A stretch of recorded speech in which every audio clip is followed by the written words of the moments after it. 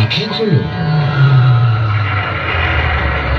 प्रणाम ब्रह्मदेव। तुम असुरों की तपस्या भूमंडल हिलाने वाली होती है और तुम्हारे तप से मेरा आसन भी डोल गया। तुम्हारे इस कठोर तप को देखकर मैं समझ गया तुम कोई दुर्लभ वरदान मांगने के लिए अपने शरीर को गला रहे हो। मांगो, क्या वरदान मांगते हो? प्रभु, आपकी दी हुई यह काया ने विष्णु जी से प्राप्त वैभव भी और महादेव से प्राप्त अतुलनीय शक्ति भी, जो अपनी प्रहार से संसार को समाप्त कर सकती है, फिर भी मुझे एक चीज की कमी है।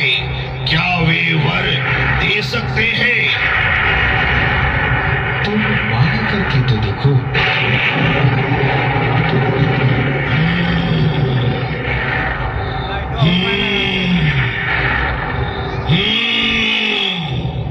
अमृतत्व, मुझे अमृतत्व का वरदान चाहिए। असंभव, ये मेरी शक्ति से बाहर है वत्स। इस संसार में हर प्राणी, जीव जंतु, पेड़ पौधे सभी की आयु निश्चित है। मैं तुम्हें यह वरदान नहीं दे सकता। तुम कोई दूसरा वरदान मांग लो।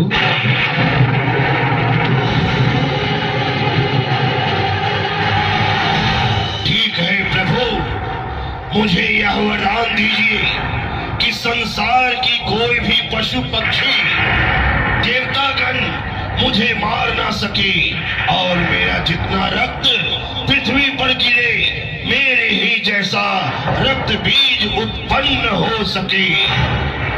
ऐसा ही होगा वत्स।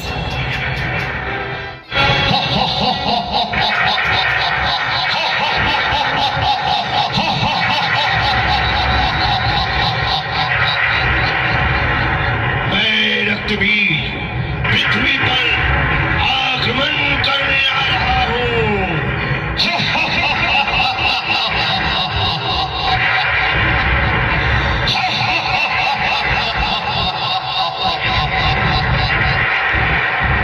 मैं सभी पृथ्वीवासियों को मार डालूंगा।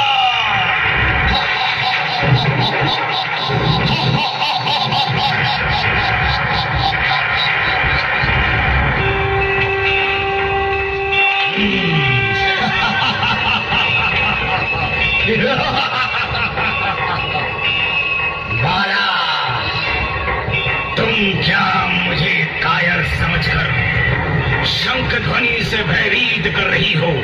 तनवंगी, तुमने क्या मुझको ध्रुम लोचन समझ रखा है? मेरा नाम रक्त बीज है। मीठे वचन बोलने वाली देवी, मैं युद्ध करने के लिए तुम्हारे पास आया हूं।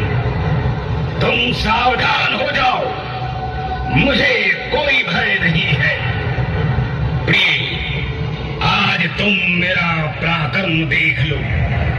अब तक तुम्हारे सामने जितने कायर आ चुके हैं, उसकी श्रेणी में मैं नहीं हूं। कल्याणी, तुम्हें अपने मन के अनुकूल पति बना लेना उचित है। महाबली शुंभ निशुंभ इसके सर्वथा योग्य है। संपूर्ण देवताओं पर इन्होंने अधिकार प्राप्त कर लिया है।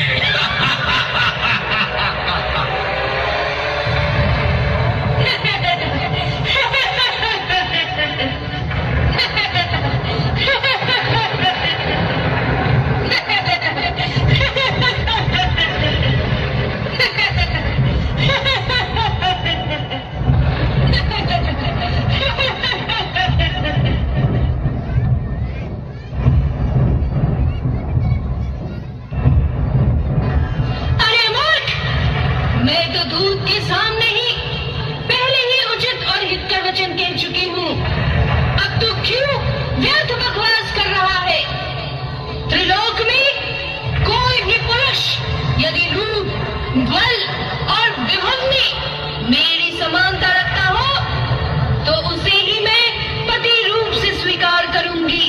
मैं पहले ही यह प्रतिज्ञा कर चुकी हूँ। तू सुन और निशुम्भ से यह कह दे कि महाराज, आप युद्ध में परास्त करके उस देवी के साथ विवाह कर लीजिए। तू भी तो शुंभ और निशुम्भ की आज्ञा पाकर उनका कार्य सिद्ध करने के लिए ही यहाँ आया है। अतः या तो युद्ध कर, नहीं तो अपने स्वामी के साथ पाताल चला जा।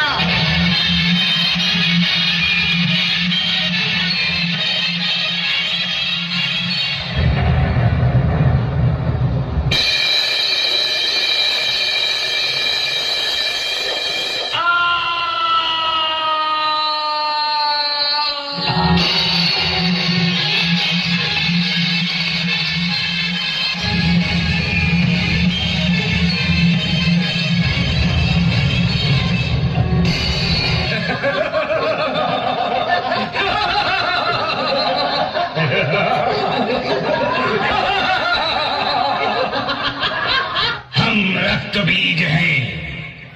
देवी, तुम एक मारोगी, हम 1000 जन्म लेंगे।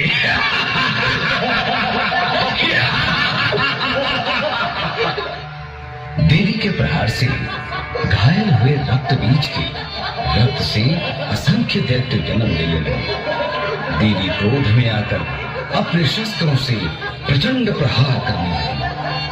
देवी कालिकी और देवी के सवारी सिंह भी उन दैत्यों का संहार कर रहे थे। देवी के प्रहार से घायल हुए रक्त बीज के रक्त से जन्म लेने वाले राक्षसों से पूरी पृथ्वी भर गई। देवी होने वाले प्रचंड प्रहार से सारा ब्रह्मांड थर्राने लगा। फिर भी रक्त बीजों का अंत नहीं हो रहा था। सारे देवी देवता भयभीत होने लगे।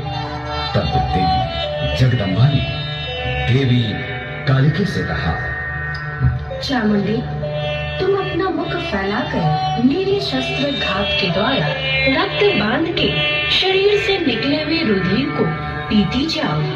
अब तुम दानवों का भक्षण करती हुई इच्छा अनुसार युद्ध भूमि में विचरो। मैं पैनी वाणों, गदाओं, तलवारों और मुसलों से इन दैत्यों को मार डालूंगी। विशाल लोचने, तुम ऐसे ढंग से इस दानवों का रुधिर पीती रहो कि एक बूंद भी पृथ्वी पर न गिरने पाए। इस प्रकार जब तुम सारा रुधिर पी जाओगी, तब दूसरे दानव उत्पन्न नहीं हो सकेंगे। यह करने से दैत्यों का शीघ्र नाश हो जाएगा।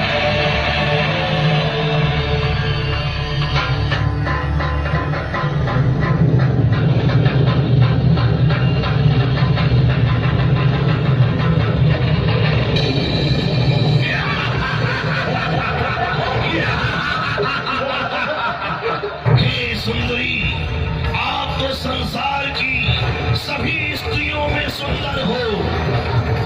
संपूर्ण त्रिलोक मेरे अधिकार में है। देवता भी मेरे आज्ञा के अधीन चलते हैं। संपूर्ण यज्ञों के भागों को मैं ही पृथक पृथक भोगता हूँ।